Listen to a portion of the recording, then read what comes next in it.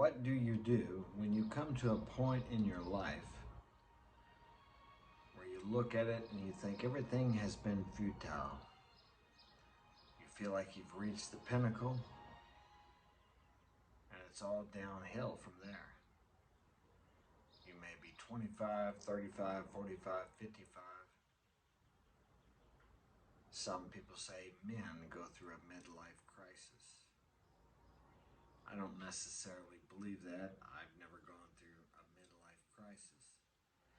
Although I have gone through many self-imposed crises in my life, when I came out on the other side, I realized there were valuable lessons, valuable life lessons I learned during those dark, difficult times. Did I enjoy the process? Of course I didn't. Did I enjoy the benefits, the end result? Yes, very much so.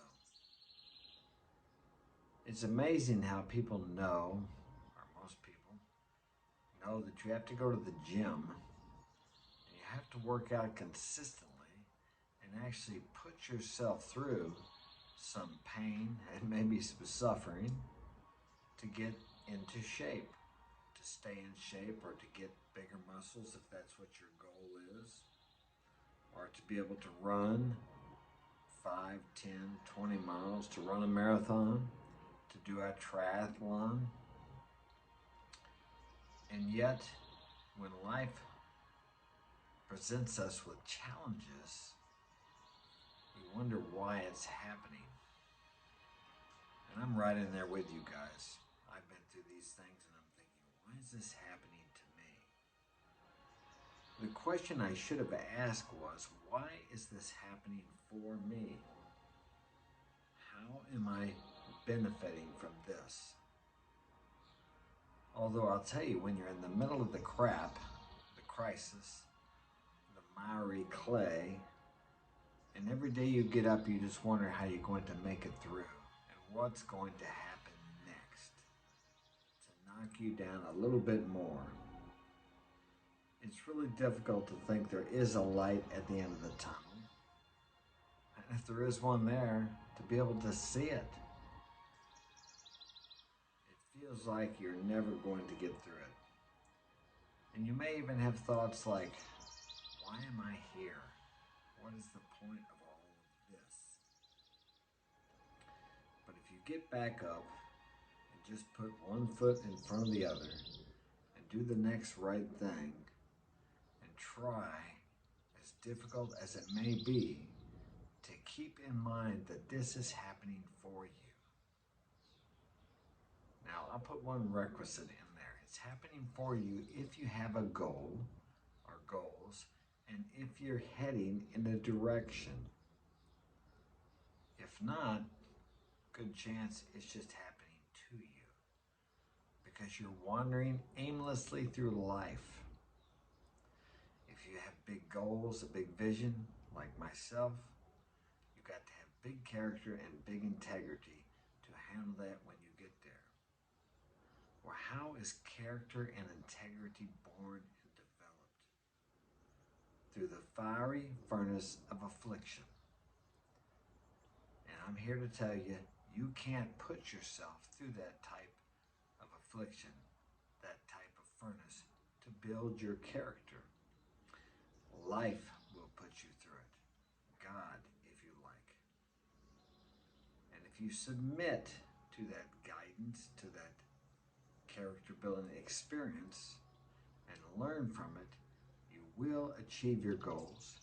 You will be able to maintain them when you get there, and you will have the character and the integrity to use that position of importance, power, influence to help other people more than you are now, if that's what you're doing. To provide a greater service to your fellow man. To provide a greater service to humanity. Humility comes before honors. The crucible of humiliation is a very uncomfortable place to be. But as As most of you know, the comfort zone is the death zone. I was reading the other day about people climbing Mount Everest, and there's a place in the summit called the death zone. You can only stay up there a few hours. And just like this uncomfortable crisis you're going through, this death zone, it's required that you stay there for a while, a short time, to eliminate the parts of you that need to die so you can accept a higher level of consciousness, a higher level of influence, a higher level of, how do I say, a higher level of character and integrity, which, as I stated earlier, you will need to maintain the position you desire. But it's up to you. Here's where your free will comes in. You can choose to go through this, and you can become bitter or better. It's an old expression. I'm sure most of you have heard it before. But that's your choice. You can get up every day and piss and moan and complain, or you can submit to the character building, the fiery furnace of affliction, and realize that it's happening for you. And it's exactly what you need to get you to where you want to go. And it's the only way to get there. It takes, I read, 2 months to climb to the top of Mount Everest. Many people don't make it. What's your Mount Everest? What are you climbing to? Are you going to make it? Or are you going to be like one of the 200 that are landmarkers on Mount Everest that never made it? In this case, it's up to you. In their case, they tried and failed. And unfortunately, they didn't make it. But give them the credit. They didn't give up. They died trying. Are you having to go to that length? No. But you must allow whatever's inside of you that needs to die so you can make it to the top of your mountain. That's it for today. Share this with a friend if you think it will be of value to them. Hit that like button and subscribe if you haven't. Take care. Thanks for joining me.